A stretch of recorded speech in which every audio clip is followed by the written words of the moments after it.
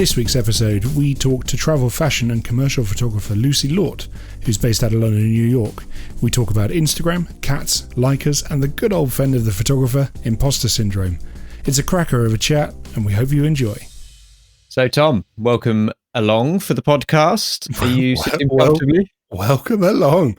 Welcome to you too. Thanks for accepting my invitation. I think we got a cracker today with Lucy. Yeah, it's good, isn't it? She's one of those photographers who I've been aware of for a long time on social media, on Instagram.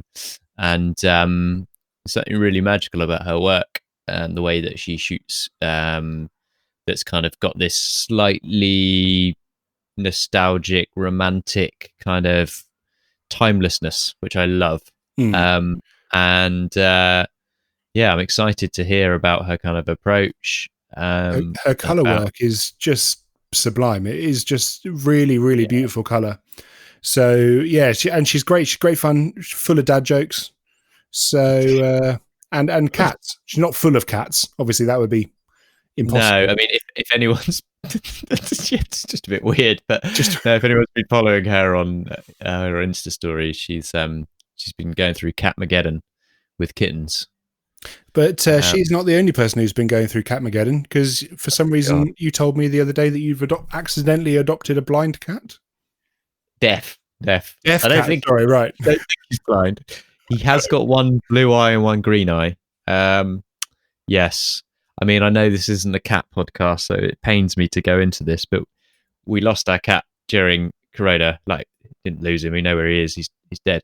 But we Sorry. Yeah, That's the most insensitive response I could have possibly done. Sorry. Sorry. Yeah, he's in a wicker basket waiting to go in the ground. We've been we're looking after a friend's cat, but he happens to be deaf and has the loudest meow. And honestly, it sounds like a small child screaming, which has been a bit weird because we've got building work going on at the moment in our house. And apparently he's been sat in the window screaming at the builders, freaking them out, because he's got one blue eye, one green eye, and he's pure white. And he wears a little bow tie. It honestly looks like the epitome of evil. He wears a bow tie. Is this Blofeld's cat? Is that what you've accidentally adopted? I think they think he's kind of some kind of infected with some evil spirit. The possessed cat. Nice. Yeah, totally. And what else has been going on? Well, I have been trying not to spend money on new kit. How's that? Yeah, how's that going? Well, I ended up going into the House of Fuji today. And looking again at the XT4s, which I hope to be soon upgrading to, and the X Pro 3, which I don't need but want. And I have just bought the X100V. So you could say I'm utterly failing on that front. I mean, you're failing almost as badly as I am, which I've just bought a whole fleet of new Sony kit. Yeah. So... And well, I mean, you're constantly buying the most. We'll talk about those brackets. What was that bracket you had the other day? Kirk. Yeah. So I can't talk about. I can't name the company, but basically, I was previously using a company, and I'm going to be a bit vague here because I think this is probably quite a libelous thing to say, but basically, their company founder had supported a bit of legislation that was anti. Equal marriage in America, and had donated about $10,000 to a PAC that was supporting a piece of legislation that would basically be anti-LGBT weddings and LGBTQ plus. And for me, I do like to consider myself a bit of an ally in that way, and the best way for me to do it is to vote with my wallet. Yeah. So I started I sold all that kit, got rid of it.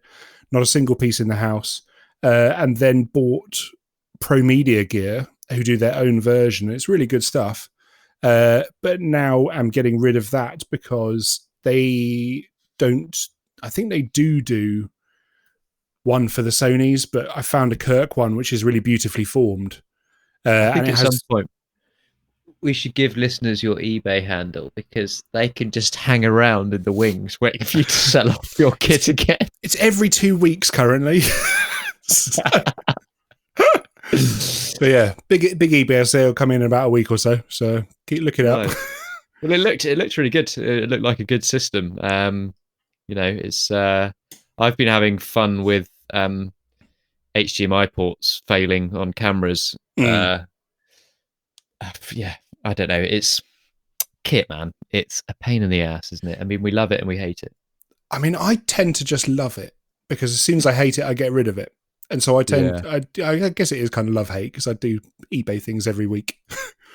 But yeah, for me, I'm not a big eBayer like you, so I end up kind of hoarding kit that I think, well, maybe I'll use that one day and then never do. Oh, so actually, that's interesting you say that. So I used to be like you, without meaning to sound too much like the Jungle Book. And I used to have, the sheets of like little stickers you used to get when you were good in school. Like, you'd be like, oh, I got a blue sticker. That means I'm really good. Give yourself stickers. Yeah. Well, this was back when schools. This was back when schools had budget to spend on stickers. Right. Okay.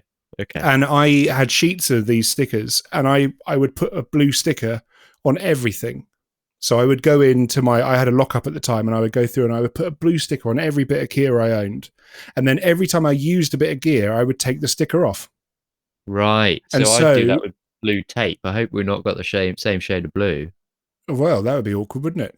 Well, considering we're never in the same room. Oh, no. Mine were actual blue dots, not Prograph. Right, okay. But yeah, everyone will be. But then every 6 months, I would do that every 6 months, and so every 6 months I would go through, and anything that had a blue sticker on still, I would just get rid of. No questions. If I haven't used it in 6 months, get rid. No point in keeping it. So when you use the kit, you would take the sticker off. That was your system. Exactly. Amazing. And so then after the 6 months eBay sale, I would then put orange stickers on everything. And then I would do the exact same thing. So now my kit is basically as minimal as it can do. I'm going to just start doing it with red stickers, I think, is the next one. So that's my next thing. Do you ever turn up to shoot and go, I wish I had that little bit of grip or that bit of kit? Because this is the thing where I find I get the most amount of excess weight if you're going to kind of editorial shoots it's not from the lights, it's not from the stands necessarily. They're relatively manageable. It's my grip kit that keeps growing because there's so much you could do with grip.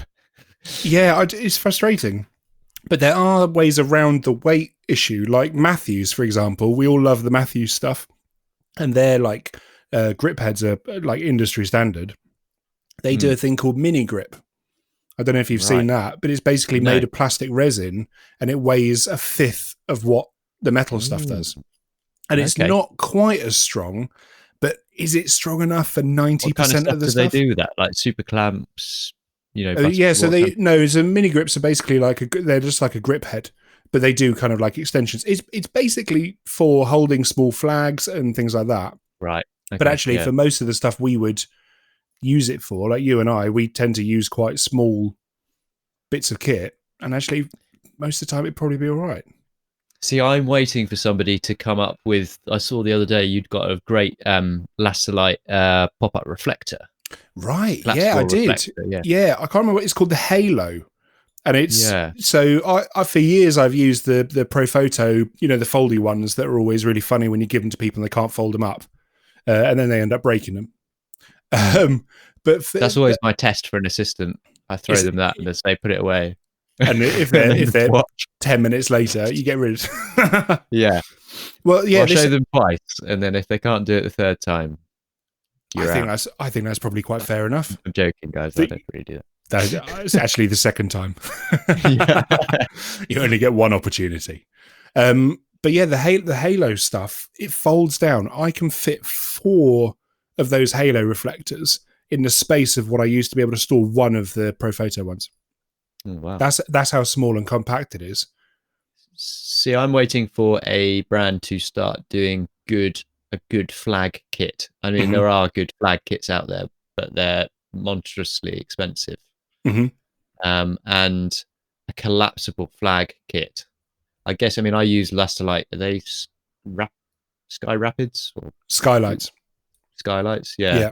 And I See, mean, you can use, I mean, they're relatively lightweight for what they are as aluminium frames, and you can put, yeah. you know, your kind of black moleskin kind of stuff on there to use it as a flag or whatever. Hmm. But it's still a big bit of kit to be lugging around. Even when they collapse, the bag's still quite big. But it'd be amazing to have a flag system that was a bit like the Halo system that you have. Well, But there obviously is the not Westcott fast flags. I don't know if you've seen them.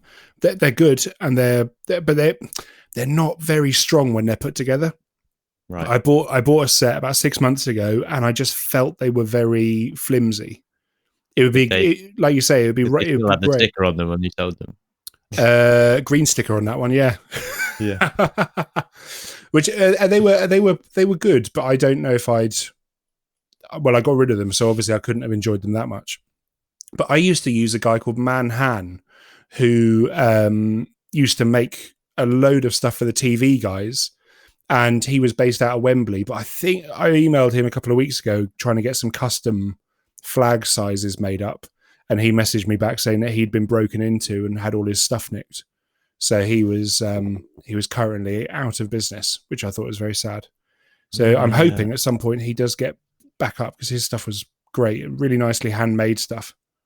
Oh, If you wow. needed like a Okay. specific size of flag to fit in your car, he'd make it. Okay. I used to love that. Yeah. I am interested in how, I mean, you're not going to be able to 3D print a flag, but I am interested in how 3D printing is changing the kind of way that especially digiops are kind of building their kits and being able to customize and custom build their own things. And I know there's a couple of guys in the UK that sell stuff that they make, and same in the States. Definitely think for maybe a future show we should get a digiop on who does that. Well, we are actually going to have LS Digi coming on. He's already agreed. Oh, fantastic! So well, I've had a lot of his stuff because I use the innovative DigiPlate system, and he prints and CNCs these amazing bits of kit really for it, like cable clamps and hard drive caddies and SD card reader slots and all sorts of stuff. And I am actually thinking about getting a 3D printer myself because, well, I just apparently love wasting money. So. Right. Well, I mean, people haven't tuned in to listen to us talk about kit, so we should probably. To be fair, and Lucy did mention how much she found it funny that we loved our kit so much. So yeah, right. Sorry, Lucy. We're actually going to sack your interview off and just talk about kit. I'm afraid we're starting her episode with just kit chat. But yeah, this is a fantastic episode. Got some really interesting tidbits in it. Lucy's was a wonderful guest to have on, so please do go and follow her, check out her work. And I believe she's selling prints at the moment, so they're going like hot potatoes. So if you are looking to do some decorating, which I think a lot of people are doing at the moment in lockdown, and you fancy a nice scene of a sizzling beach somewhere in Italy, then go check out her print shop as well. Scenes of better times.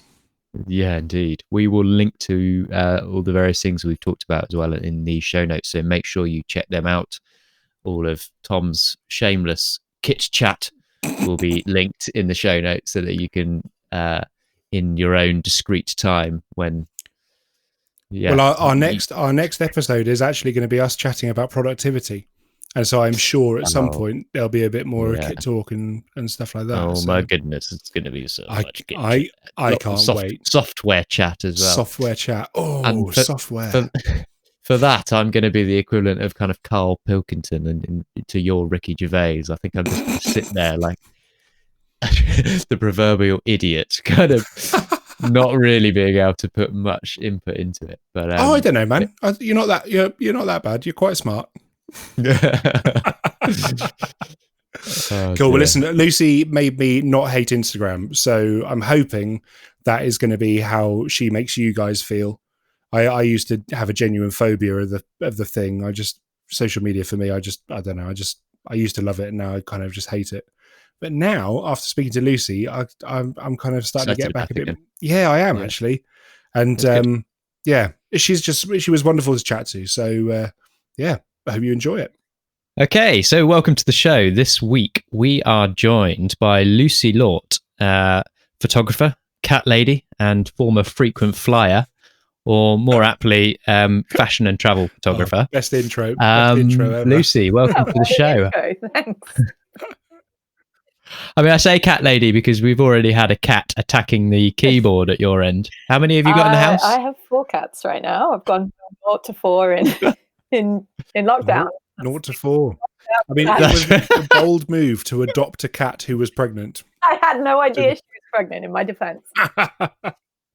In your defense. But I'm leaning into Anyway. the lifestyle, so survive. Yeah. Lucy obviously is not on to talk about her cat collection. She's on to talk about her. Well, we've got her on to talk about her fantastic fashion and travel work. So if people aren't aware of Lucy, she can be found on Instagram at Lucy Laucht, which is Laucht. But I imagine that people will be aware you are on Instagram because you've got, just looking at this, 251,000 followers. That's a decent amount, enough, isn't it? Puts my 10K really into perspective. Yeah, it's a bit selfish, I think. So can you tell us a little bit about your kind of journey into photography? Because from what I understand, you studied photography, right? And then you kind of took a bit of a deviation, and then you've come back to it like some kind of photographic boomerang. Nice. That's a nice way of thinking about it. Yeah. So tell us a bit about your background. Like, where are you from?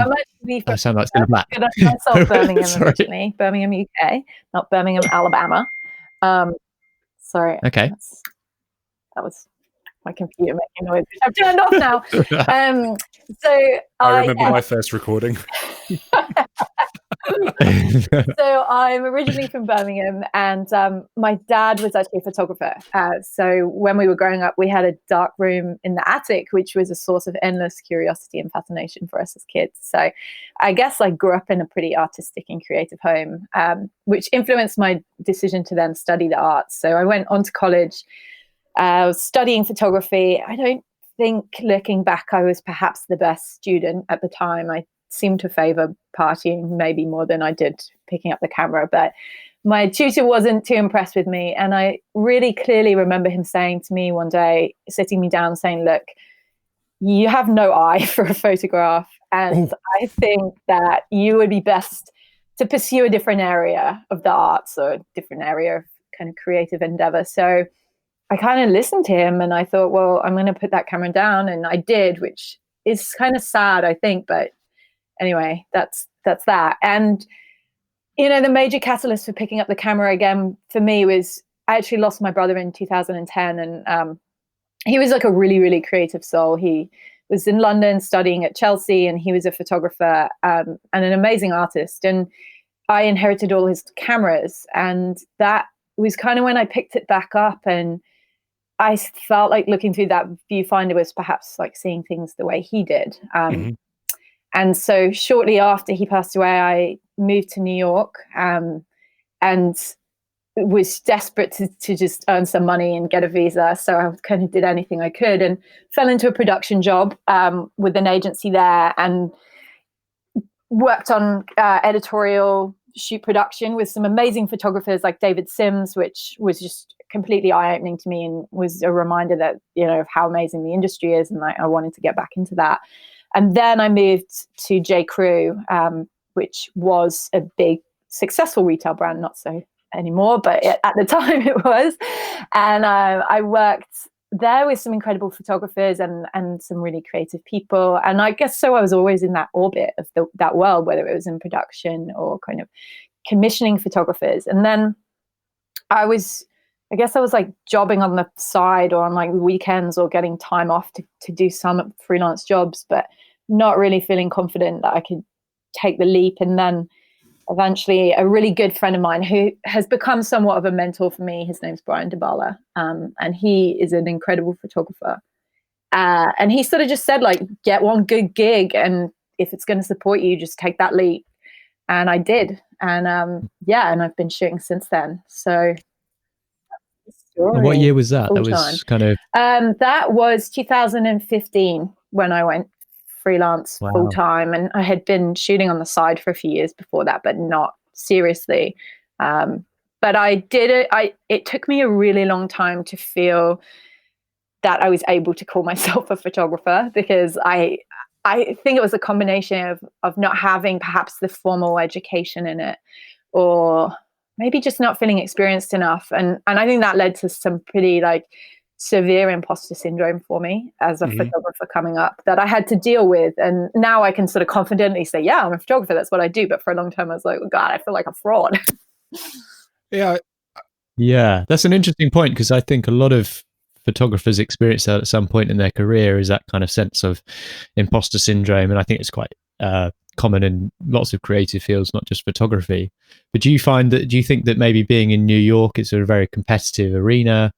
You've got a lot of kind of machoism in the photography world as well. Do you think that there was an element of that involved? Or I didn't know anything else other than New York, so it wasn't really the city for me. Although since being back in the UK, I've found the industry here to be maybe a lot more friendly and less competitive, perhaps. I think that's New York in general. Like every single industry is competitive, and that's what makes people great there. But God, that sounds a lot like a Trump statement, but I can't cut that.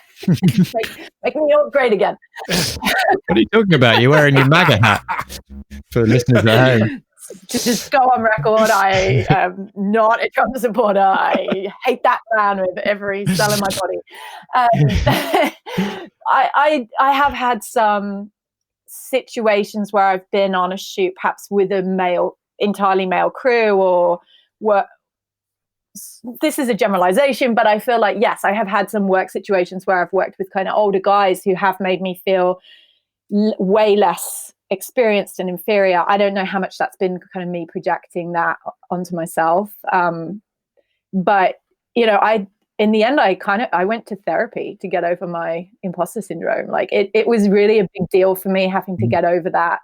And I knew that I wouldn't advance in my career unless I started to really believe in myself and my capabilities. And I think a lot of that came from, knowing what I wanted to capture, and knowing deep down that I had the creative vision, but not necessarily in the beginning had the technical know-how to execute on that. And that's something that comes with experience. And I sort of read this quote a while ago, and it stayed with me. And I think it was the one thing that really helped, which was like, looking good is easier than getting good. Like you can posture and you can pretend and you kind of just have to ask for help. And then that's come to me in the form of having some really good assistants who have taught me, forming a community with other photographers, and being open enough to kind of share and not worry about competition, I think is a big thing. But it's very much the spirit of this podcast, actually.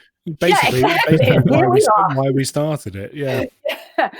Because I think there's a lot of in any creative industry, I think there's like, it is a little cutthroat and everyone's trying to succeed and do their best work, and there's a fear of imitation. But I also think we have to be very vulnerable and honest about like where our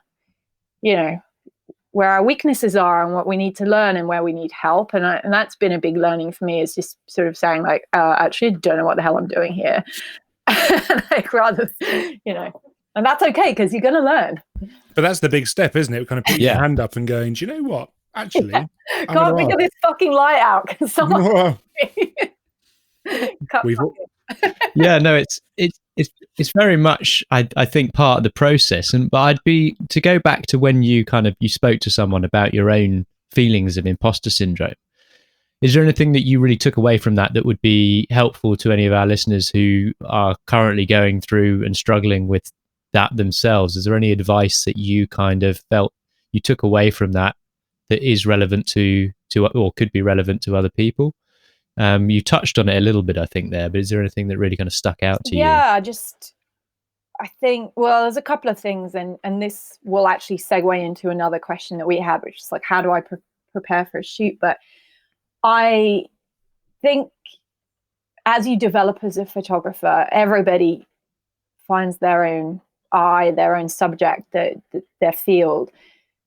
you've got to know what yours is and what you're drawn to, and how to be completely honest in your work, and then find that it's sort of, it's hard to articulate, but for me I see it as like finding a thread, and I'll do it before a shoot, and it's like I've got to get into that headspace of like, what's the thread for this, what's the narrative, what's the story. And kind of knowing that like once you get to a position where you are like getting jobs, people are coming to you for your aesthetic and like your vision. And in the beginning I would try and kind of pull reference and pull swipe for shoots, and then almost like shoot into somebody else's style, because that's what the client had, you know, approved and said they liked. And I think you've just got to keep sort of going back to yourself in a way, and like, what is it that I want to put out? What is it that I want to create here? And obviously that gets tricky when you're working on commercial projects, when there's a lot of different voices in the room about what the final outcome will be. But you know, ultimately you've been hired for what you do, so stick to it. This is it. And I think when people don't do what their style is or what their voice is, then it loses that authenticity. Yeah. Which then people are like, nah, not what we were after. Even though it might be, if they'd hired the photographer who did shoot that style, that would be what they're after, because it looks authentic. Yeah, and you know what it feels like when you come out with a shoot with a set of images that you just don't connect with, and then there's versus the shoots you come out with a set of images that just sing. You know, you're like, yeah, this is it. I got something that makes me feel really happy.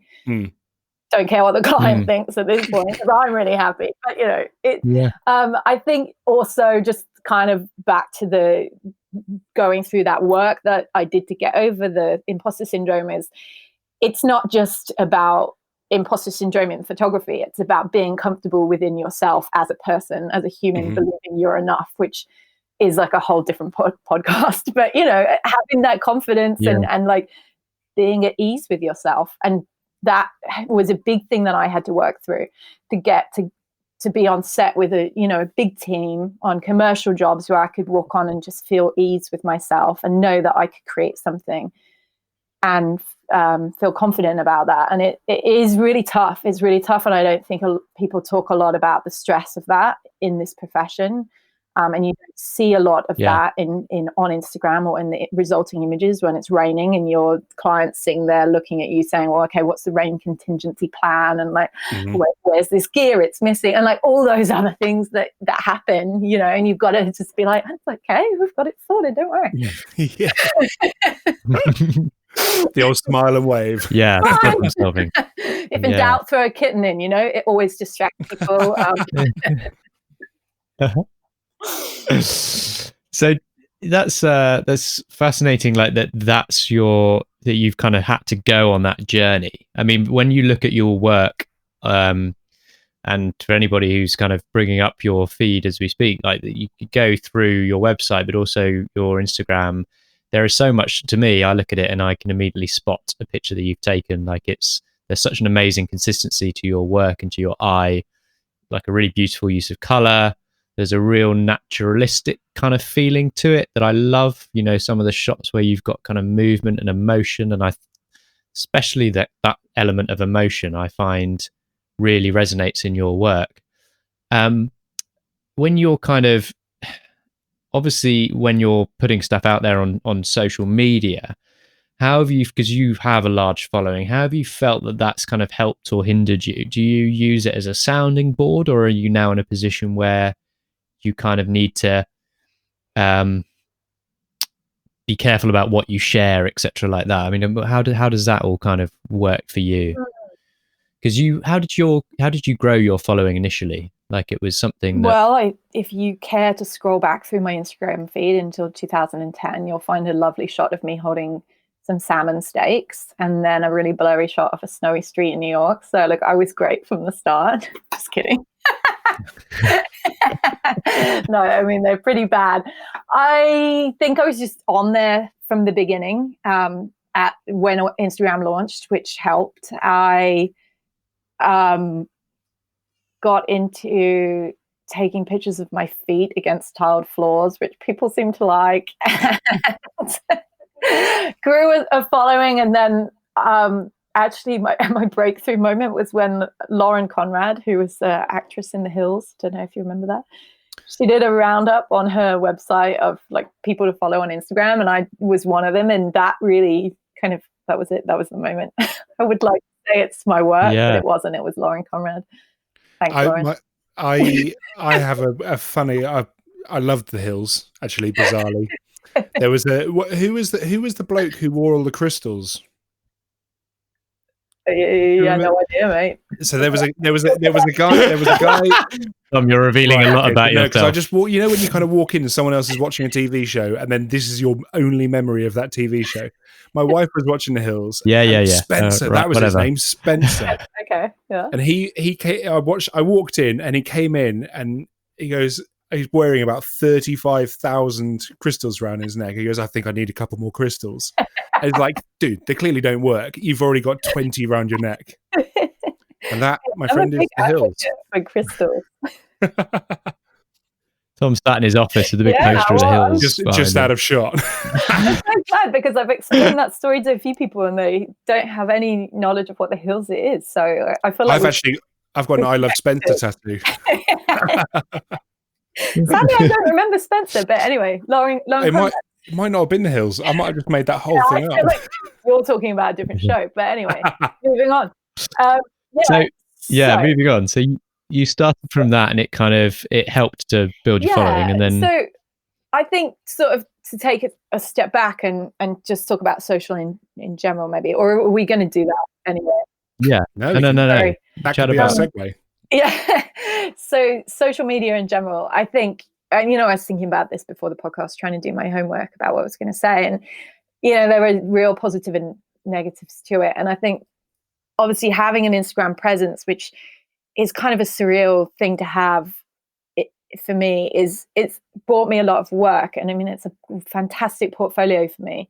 And I do get a lot of work referrals to Instagram. And recently I've launched a fine art business for my prints, and that, it really helps in terms of getting my work out there. Mm-hmm. But back when I was pushing really to get into photography, and I guess I've always had like a foot in photography and a foot in being like an influencer, because I do have this following.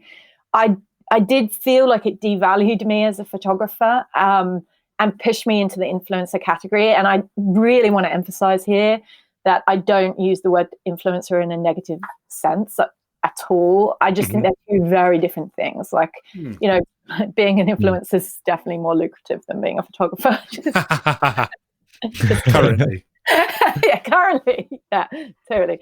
But I think the outputs is such a different thing. A good photographer should be able to create a story, a series of images that communicate an idea or a concept. And, as a photographer too, at least I feel this, like I'm the one responsible for the energy on set for everyone. I don't know what if that's just me, but I feel like I have to carry that throughout the day. And it's like a second job. Like you guys probably know, it's exhausting. And it's my favorite thing in the world to work with teams. But I also come out feeling like a wrung out dish rag. But and I think if you're a commercial or editorial photographer, you then collaborate with those teams. You're working within a set of guidelines per your client, per your art director, your team.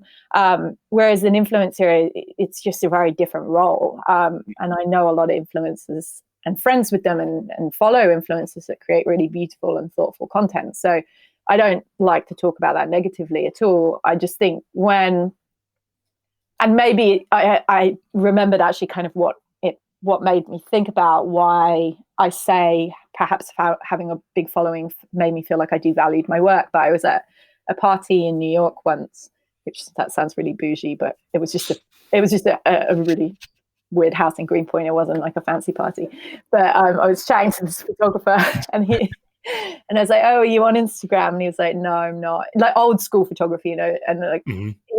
I was like, "You on Instagram?" He's like, no, I'm not. And I kind of jokingly said, "Oh, what kind of photographer is not on Instagram?" And he just looked at me and he said, "A real photographer," and walked away. And I was like, "Woof." Ouch. So maybe it came from that. But again, like, it's awesome at the same time, because I'd say, like, 90% of my creative connections have come through Instagram, like the teams I've met, the people I've met, the friendships I've forged, the places I've been. That it all comes down to this crazy app which rules our lives, and so I'm really grateful for that on that front too. But yeah, and I think there's I've also kind of struggled a bit with following a lot of other photographers and comparing myself.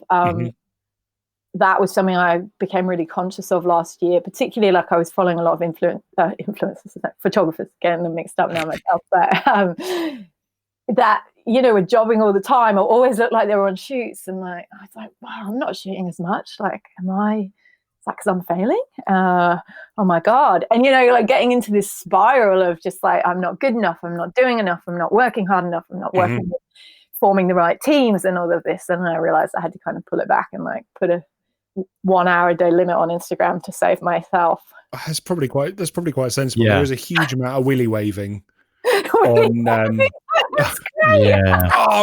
I'm working again. Like the amount of people that are so desperate to be like, yeah, I'm back shooting after coronavirus. Yeah, like, no one cares.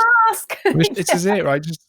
It's been a bit, it's been tough with the lockdown as well, because you're looking at stuff and you're thinking, oh, not another lockdown project to make me feel like I'm not spending the time doing the right thing. Learned Spanish and learned to play guitar and written my bloody memoirs. Whilst photographing people indoors. Sat there on the, sat there in bed at 11 in the morning with crisps all around your mouth and 19 cats are going, oh, bloody hell. Yeah, we've all been there. We've all been my there. bug. 19 cats and a bag of crisps in bed.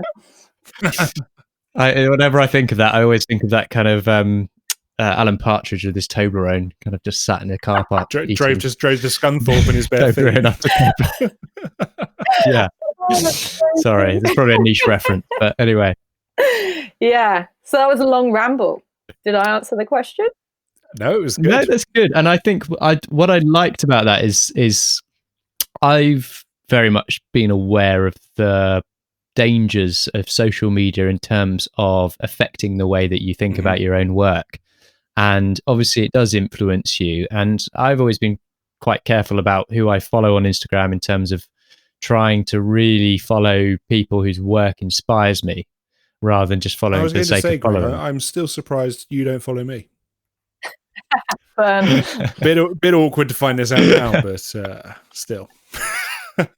Maybe I thought he'd blocked. I had. Yeah, you're causing a lot of jealousy, and yeah, it's because you're making me feel inferior with the willy waving. Back on set. Yeah, got it. So I think it's an important thing though as well, because for people who are starting out in the industry, I guess it can be a source of inspiration, but it can also be a bit intimidating to see this kind of curated feed that goes up that makes it look like we're always on the beach in Saint-Tropez, or we're always, going into the kind of first class lounge somewhere. And actually it's kind of can be very different. And there's all the side of the work that we do that people don't see. And if you aren't necessarily in the right frame of mind, you're in a negative headspace, and it's very easy for that to kind of just put you into a bit of a downward spiral, I think.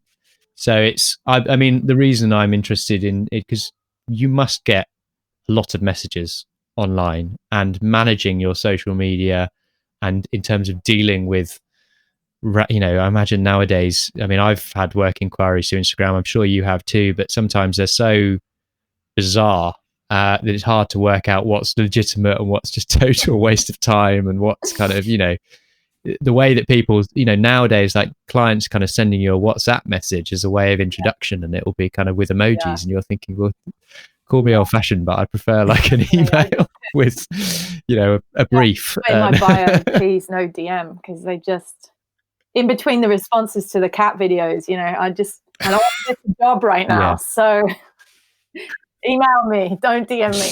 But I just want to go back to your point, Greg, about you saying like kind of we spend a lot of time online, and we sort of we're all at pains to show the very best versions of ourselves, and kind of not so much of the storms of that make us human, and the trials of life. And I think I'm guilty for that, because I do want to put out work that feels transportive or that feels like a different place. But within that, I don't want to make people, I don't want people to look at my work and think, I can't, I make them feel shit. I don't know where I'm going with this, but well, your feed's like a little burst of sunshine for me in my pocket. If I start going into it, I'm like, I can smell the sea, I can smell the suntan lotion, I can feel the sun on my skin. And for me, that level of, I think you picked a really good word there, transportive. Your work really is transportive. And I do want it to be that. And I think, I have been honest on social about the struggles I've had in the last few years with kind of loss, trauma, depression. And that is the other side to it. It's like, I want to shoot these beautiful scenes, these sunny, transportive beach scenes, but also then kind of with words be a bit honest about what I'm going through and things like that. Because, like I said, we're really good at presenting the best versions of ourselves, but, we're all human. We all go through storms, and that's just kind of how life is. And so, yeah. Okay, well, I guess that's a good point then to come on to is to, what's your, with that in mind, how do you get into the right headspace for a shoot? What's your kind of prep? Because I always find this really interesting. And to go back to what you were saying earlier about finding your thread, I think that's a really, really interesting point for people, because it's so important to be able to, if you're excited about a shoot, if you're genuinely excited about a shoot, it makes such a difference, because you go in and you're looking to make pictures rather than to kind of wait for stuff just to land in your lap. You're prepared, and preparation is hugely important on shoots. So how do you go about doing that? What I most importantly is I put on my 20 crystals. I was going to say, I actually watch the hills to get pumped for shoots. I get my crystals, I get my sage. No, but in all honesty, I think what you just said is like, being prepared is number one. Sometimes you can be lucky and I did this recently actually with a shoot where I didn't really prepare very much, and luckily we just had a great team and a great model, and the weather was great and everything was brilliant. But I did feel a little bit unprepared, so that it wasn't great. But I will sit down and depends how much involvement I'm having with the production, I guess, of the shoot, what size shoot it is, whether I'm working with an art director or producer, but just like really ensuring you've all got the same vision, because that is, it's a bit of a killer when you get on set and realize you've got two very different visions. Like having researched your look and what you're going for, and like the light you need, knowing where you need to be at exactly the right time, because there's nothing like, being in the production van, speeding towards sunrise, knowing that you've just missed it. Silently seething. All been there. Just being like super buttoned up about your production, your having the right gear with you as well, knowing like you've got all that checked off, and obviously like having a good team, a good assistant, a good producer, stylist, like there's all that stuff. And then if you're working on a smaller budget shoot where it's scrappy, obviously you're doing all that yourself. So just making sure you've created lots of nice spreadsheets to remember everything you've got to do, because I've been working on, I kind of love those scrappy shoots too, and it's super fun. But then in terms of actual like how I mentally prepare, I do meditate before a shoot. I do try and like find the thread, and that's something I talked about earlier, and it's just finding that, like in the early days I'd walk onto a shoot and I think I'd probably feel a bit flustered, and I'd just start taking pictures, and it's like, well, okay, like what's it, spray and pray. And and these days I think I've got a little better about sort of taking a deep breath and thinking, all right, cool, these are the angles I'm going to go for, like this is how I'm going to see this differently, this is how I'm going. So is that what you mean when you discuss talking about finding your thread? It's like, for me, is finding my thread. It's just like taking a step back and looking at the scene and thinking, okay, like what's the story I'm going to tell here, and how is it going to be different from how somebody could just walk on set with a camera? Sure. And that sounds quite simplistic, but it goes far for me in terms of preparation for a shoot. And then there's all the other stuff like get an early night before, don't go out drinking with the client, because we've all done it and it's never great. I've never done that. It's just me and like I always try and go for a run or something, like just because just to kind of exercise and like feel that mental balance. I think a little bit before a shoot really helps for me, and especially if it's a long shoot, like a 10-day one or something like that, then it's super important just to like, for me, just like make sure I'm taking care of myself, because when you're having really long days on set, you do get tired. Well, so much of shooting is decision making as well, and I think it's very easy to get decision fatigue quite quickly, especially on long shoot days. And so it's almost like taking the preparation involves taking as many of those decisions off the table before the actual day, so that you've got the capacity to deal with everything else. I think people always forget how actually physically draining our job is, because like you were saying earlier, you have to be the life and soul of the party, because you have to be the good vibe on set, but also really the buck stops with you. You have to be getting the work, and if you're hungover or you're exhausted or you're feeling slightly run down, things like that, you're just not going to be operating to the best of your abilities. So take your vitamins, make sure you're well rested, do all of that, and just look after yourself. Yes, the words self-care are very overused these days, but there is an element of that. For sure. And it can be tough, especially if you're flying in or you're driving to a location. You know, sometimes clients don't always understand that you getting up first thing in the morning and driving 2 hours and then shooting all day and then driving back to try and get it all done in a day is not the best approach. Or, you know, you getting off the plane and going straight into a recce when you've just been there, you know, flying for 11 hours. In Hawaii, and I was living in Australia at the time, and got to the airport. The flight was delayed by 7 hours, so just sat in the airport for 7 hours, and then they called it. They were like, "It's not going tonight. Come back tomorrow morning." So went back the next morning, still delayed, but got on it. I think it was like 24 hours all up that we were even just delayed, and then there was the flight, which was like 12 hours, and then the time difference because I'd flown from Australia across the date line.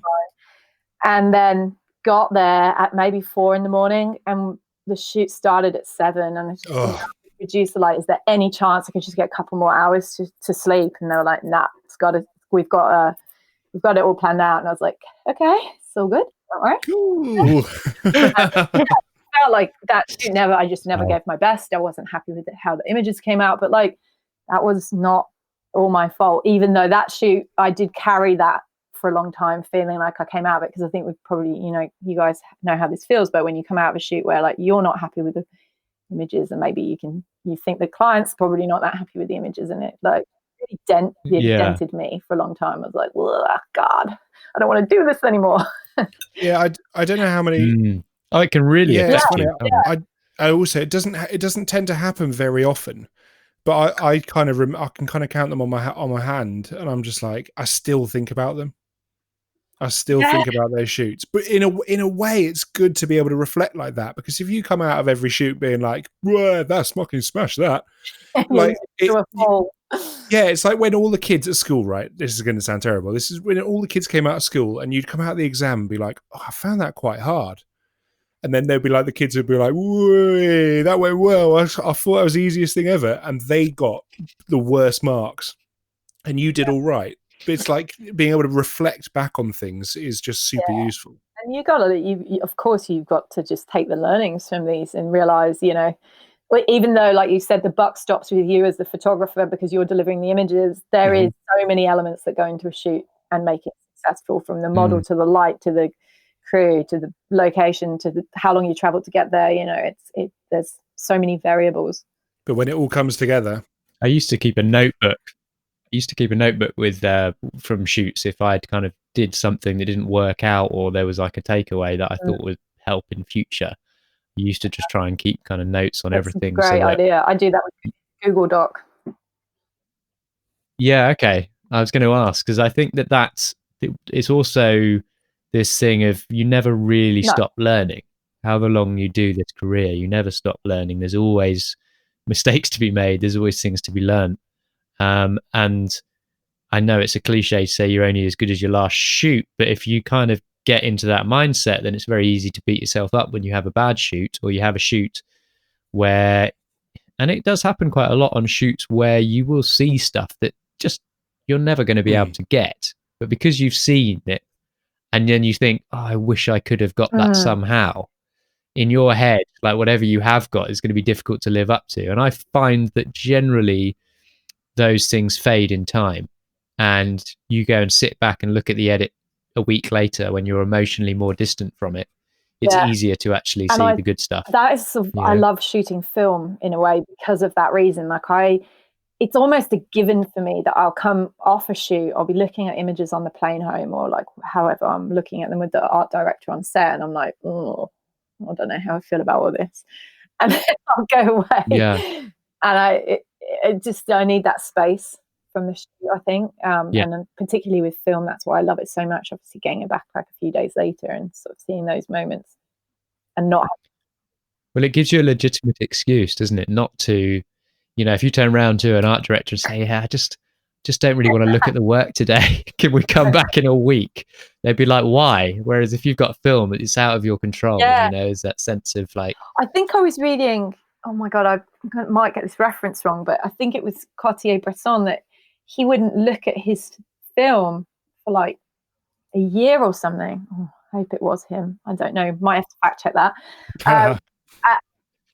Sounds like something you do. Like 2 years, and then it'd look at it, and I just think, God, what a luxury, because you definitely wouldn't be able to do that now. But or at least I'm shooting commercial. I mean, some of that maybe that was editorial that I was shooting. I don't know, but it sounds like the dream. Yeah. Well, I mean, I guess as well, like back then they'd be on the road for, you could. I remember I was reading about George Roger the other day, who's one of Cartier-Bresson's kind of colleagues at the time, who set up Magnum with. And he, during the war, went off to do a shoot, and he basically didn't come back for 2 years. It just went from one story to the next story to the next story, and just stayed on the road. And there's that sense of that kind of thing was maybe a bit more possible then. I don't know. In a weird way, you'd be sending your film off and not really having anything to do with it, I guess. There probably still are lots of digital nomads that do that now. Not great for client deadlines, though. No. No. Or family life. Yeah. client deadlines that just seem to be getting more and more insane. Yeah. They're literally just like, we really need these pictures quickly. I'm like, oh yeah, okay, cool. Yeah, I'm happy to be flexible. When do you need them? 3 days ago.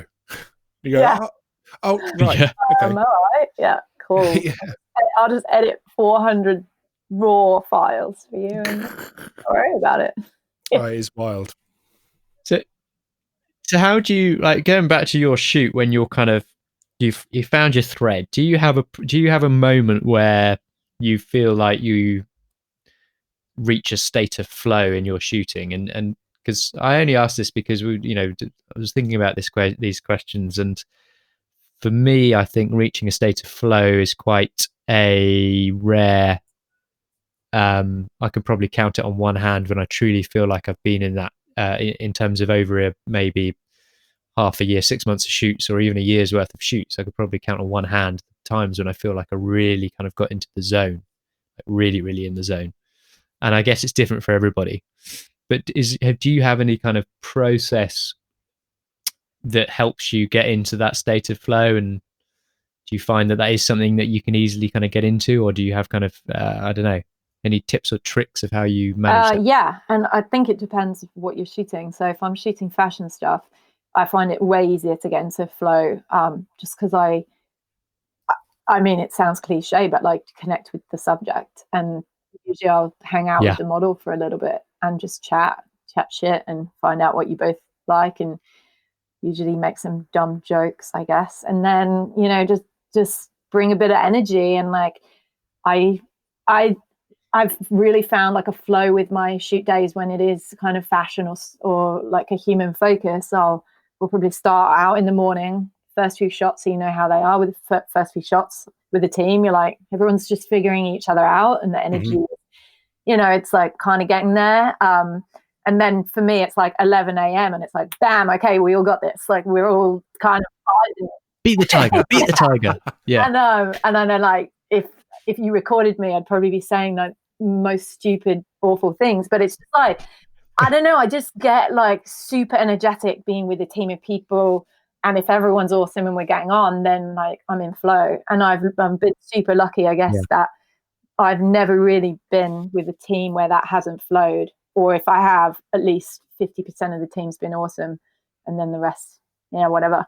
But I think for travel work, it's a little bit different. When you're traveling on assignment and it's just you, or you're traveling with an editor or writer, it's like a slower process because you're just shooting as you go, or like it's.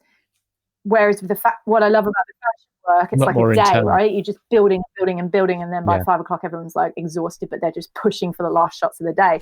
Whereas when it's travel, it's more kind of like broken up throughout the day. You're getting in the car, you're traveling around, you're less kind of, for me, likely to get into that flow state unless you're in a situation where it's just so, or an environment or a location that's just so incredible. Mm-hmm. You can't leave, or the light's firing and you're just like, oh my God, everything's amazing. So there's two very different things. And I love both aspects of the work. I love the solitude of some of the travel work because it allows me to be fully kind of with myself and that environment. And then I love the fashion work, or the, whatever studio work or kind of working with a team, because I just love being with people and learning, and I'm curious and like hanging out, making bad dad jokes, I think. I mean, Tom's great at them. Bad. If you need jokes, any sort of book, they're the one, really, aren't they? Definitely icebreakers for the shot of the day.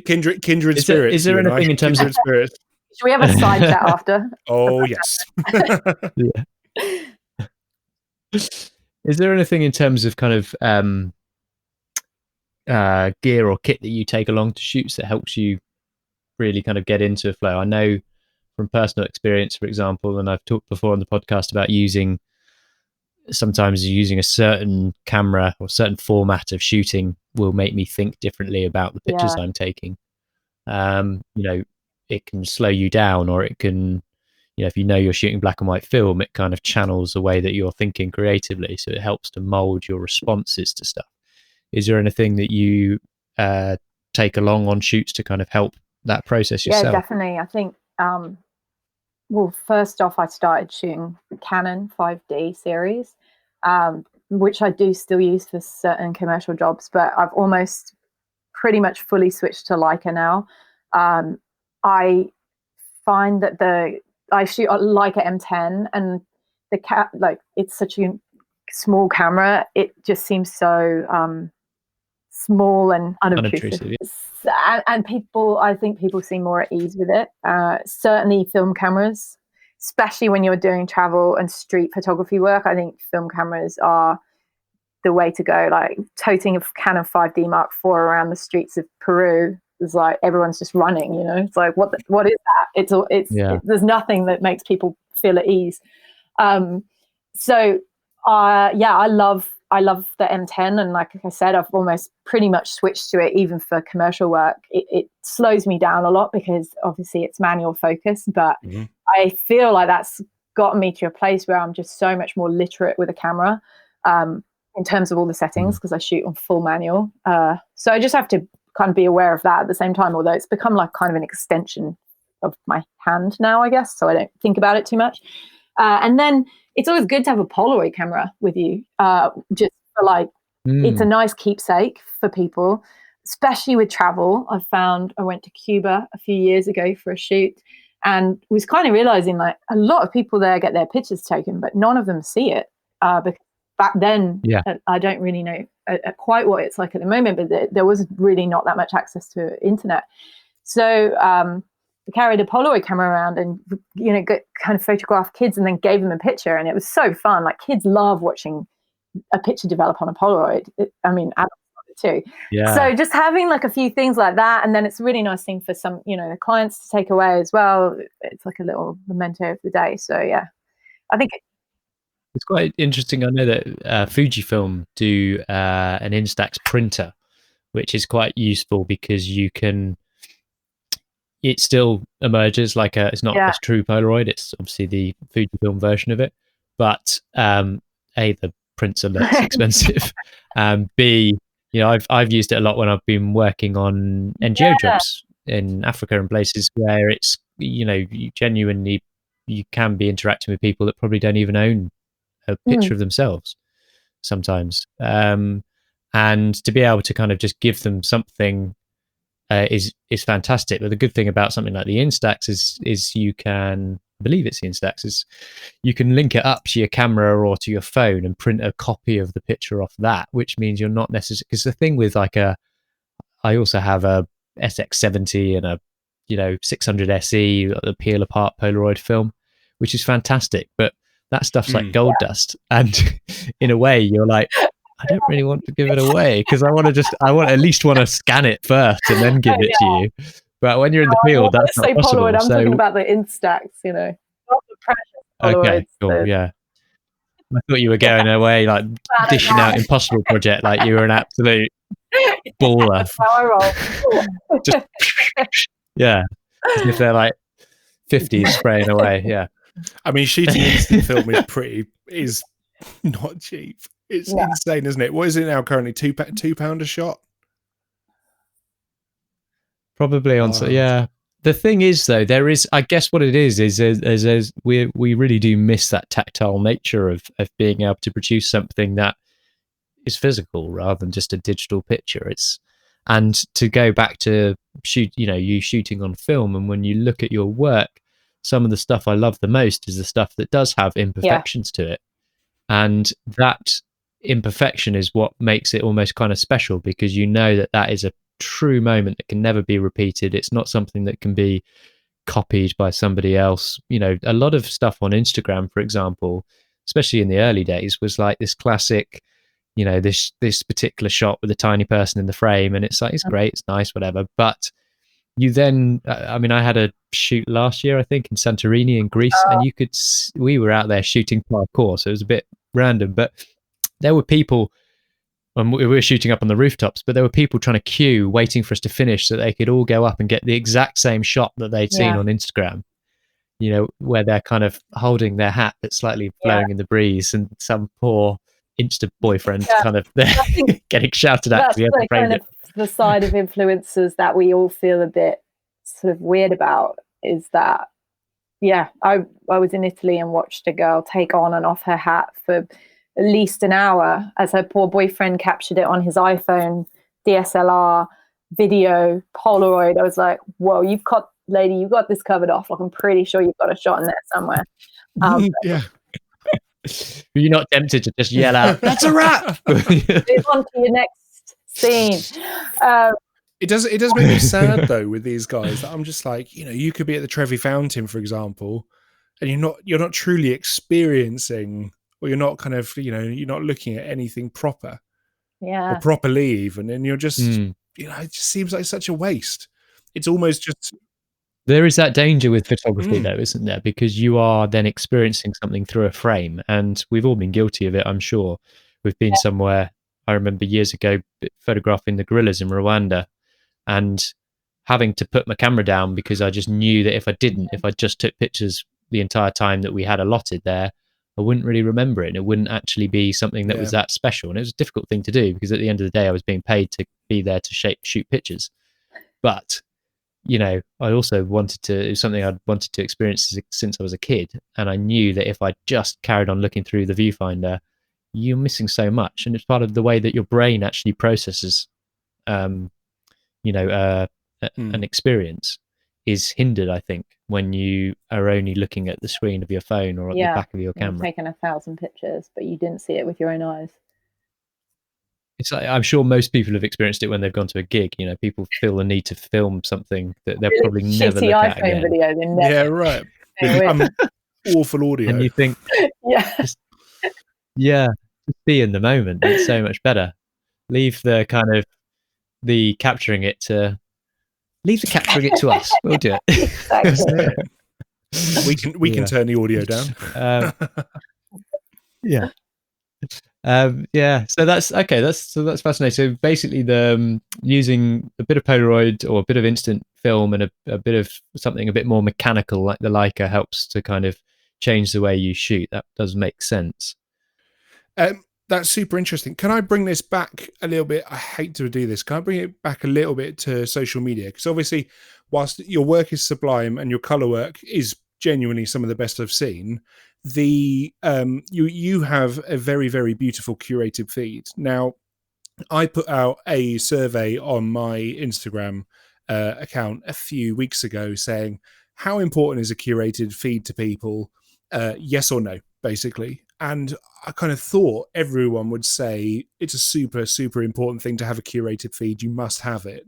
And actually, it was about 80% people didn't care. And then the other 20%, I looked because obviously, you can see who's responded. Yeah.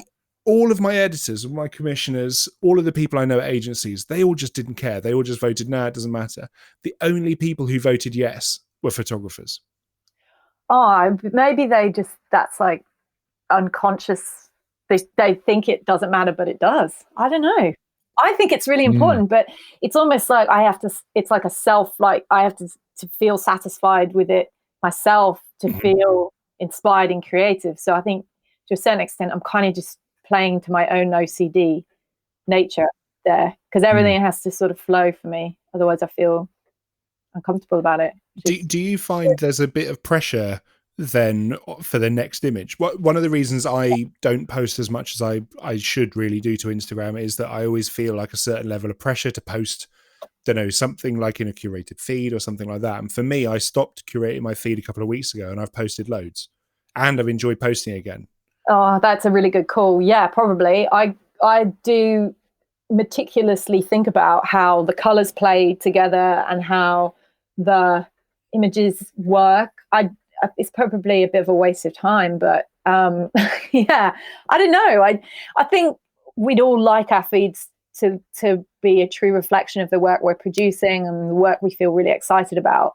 But I do think, as a commercial photographer, there's always going to be projects I work on that I do want to share them, but maybe they don't jive with everything else that's on there, so they don't see the light of day. That's not to say I'm not proud of the work. It's just a different sort of style of work. But that goes back to the authenticity, doesn't it? And it doesn't necessarily fit into your authentic feel. Yes, but as a working photographer, I mean, you do that work, like you have to do that work, and I enjoy doing that work too. And I think my feed has become kind of more about my fine art prints than it has become about my work, because they resonate. I feel they inspire me in a way, so I want to share them. I probably need to start a second Instagram for like commercial stuff, but I don't have time to manage to. So fair enough. But I think, this kind of goes back to, again, it's like I remember a good photographer saying to me, put out the work you want to attract. And that was when I was kind of bitching and moaning to him about not getting certain projects that I wanted. And he was like, yeah, but you're posting a bunch of travel stuff. You're not going to get fashion if you're not putting out your fashion work. And I was like, yeah, that makes sense, because people see it, photo editors see it, editors, producers, that kind of stuff. And then agencies, and then you might get booked for that kind of stuff. But I think this is a privilege when you get to a certain point in your career, that you are perhaps able to be a bit more selective about the work you commit to, and then you know that whatever you're shooting is going to feel really right for you. It's going to feel right for your aesthetic. But having said that, we all know that's not always the reality, and that you are going to take jobs and do work that don't necessarily look like Italian beaches. It's fair enough. Quickly, if there are, what would you say are there any tips you've got for curating or editing down a feed, making it look consistent, or any kind of general tips about the aesthetic of running a successful Instagram account? I plan my content. I plan all my images in another app, so I can move them around and see how they look, which is obsessive compulsive. Which app is that? It's called which is Unfold. like it's I gotta look at my phone. UNUM. Yeah. Oh, okay. And then I'm naturally drawn to color anyway, so I feel my images do flow in that way, and I'm very drawn to those kind of blues and like soft focus and blur. So I end up with a lot of that stuff, and it just kind of makes sense together. But then, you know, I also sometimes I'll shoot something that doesn't feel like that at all, and I really like it, but it doesn't resonate well on Instagram. But I've come to the sort of point where I'm like, well, you know what, I feel good about that, so I don't care. I'm going to put it out there. I think you have to trust your own. At the end of the day, you're being hired for your taste and for your judgment, and so you have to kind of be true to that. You know, I read an interview with Cecil Beaton the other day, and that was something that he spoke a lot about, the idea that he didn't really care to some degree what other people thought of his work. As long as if he was happy, that's all that mattered. And I think you kind of, I know that sounds a bit big-headed and a bit arrogant, but at the end of the day, you're being asked to create something, and you are being hired for your eye, your taste, your judgment. And I think we touched on this earlier, but like, you know what it looks like when you look on back a camera and you've got the image, and it kind of says, it stops you, and you just know in that minute you got it. But then you might have some days where you don't get to that point, but yeah. And it's the greatest feeling when you do get it. And it's that feeling of just, especially if it's something that has got multiple elements that have kind of come together. It's that magical thing where there's something that you couldn't just reproduce. Well, I think is the biggest thing. Moment, isn't it? When you really, 100%. Well, I mean, there's been amazing. We're probably going to have to start wrapping it up, but I would love, obviously, before we go, we have our two constant questions, so we always ask guests that come on. And considering your work involves a lot of sandy beaches and beautiful looking seas and beautiful looking people, I think you're going to be right at home on our desert island.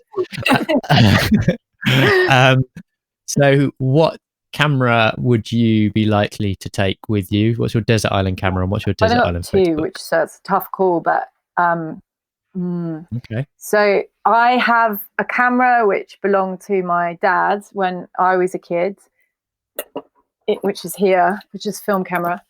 It's the Pentax Spotmatic, which then my brother had. Nice. Which model is that? Oh, is it the SP500?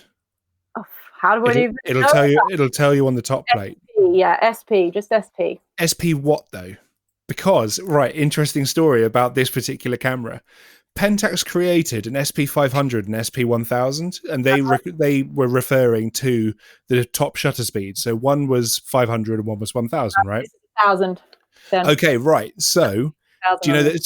So that's the one that has 1000 on the shutter dial, on the speed dial, right?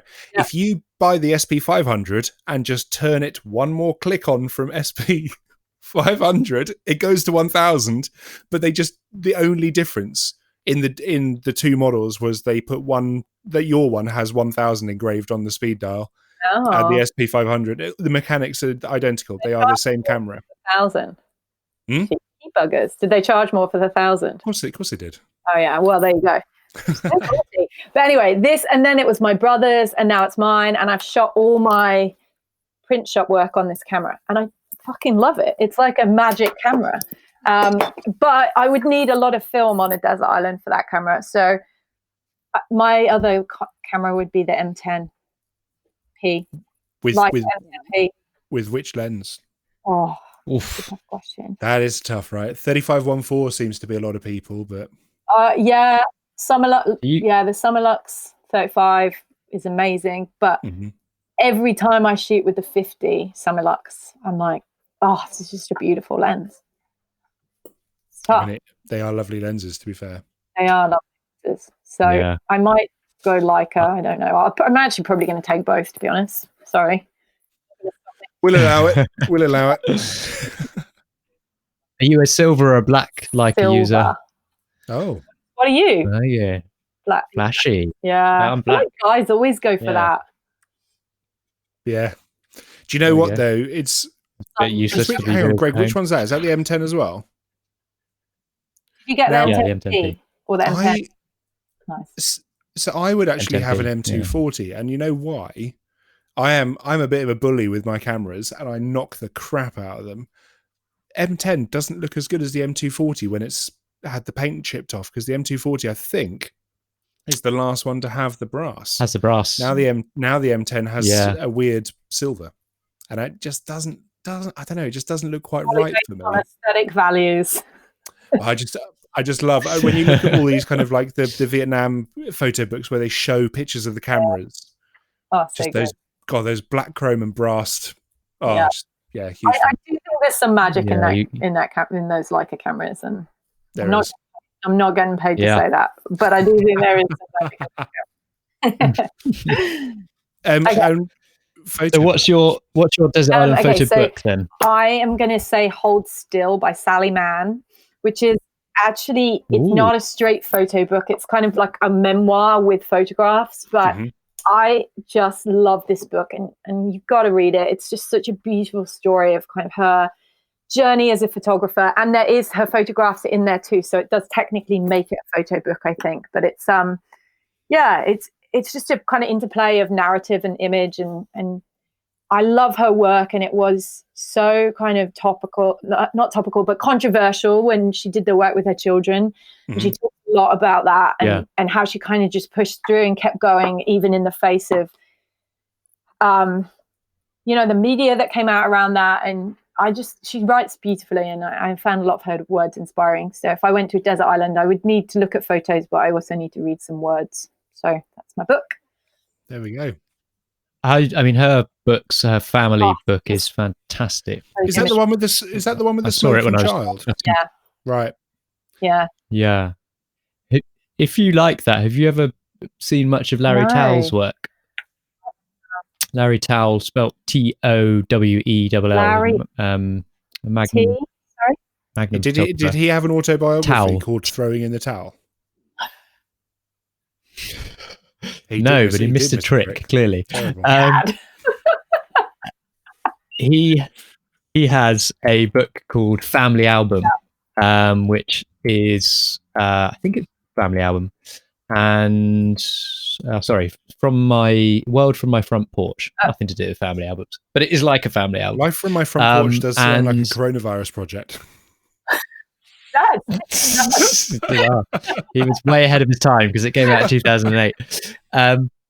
But yeah, it's a beautiful book, and very much like Sally Mann, he spent a lot of time focusing the lens on his family, living a very rural life out in, I think, in Ontario, interspersed with kind of going off and shooting in the West Bank and shooting in Central America during civil wars.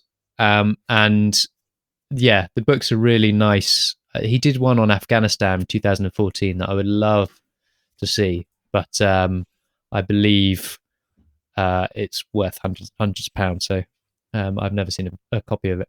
But yeah, a great photographer. And if you like Sally's work, I imagine you'd quite like his. But that's detracting from Sally Mann, who is and she also touches a lot on kind of division in the South, which is a really sort of topical read at the moment as well. So I'm going to reopen it tonight and read it.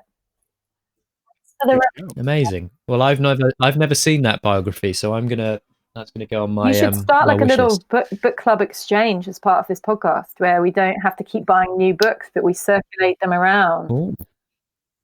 Well, maybe at some point, Charcoal Book Club will decide to sponsor us. But in the meantime, what we're going to start doing is actually taking people's photo books and putting little snaps of them up on the Instagram feed for the show. So at least they'll all be in one place, and that people can kind of get a sense of what our guests are reading and what our guests enjoy looking at. But all that leaves me to say is thank you so much for coming on today. It's been really great to finally get to talk to you. I've been a big fan of your work for a long time. You're one of the go-to people I look at when I kind of need a bit of a lift in photography. So it's been wonderful to kind of have you on and to hear your secret sauce, so to speak. So thank you very much. Well, thanks so much for tuning in this week. I hope you enjoyed the episode. If you'd like to know more about today's guest and read the show notes, head along to www.exposenegative.com. And you can find us on Instagram at exnegative. See you next week.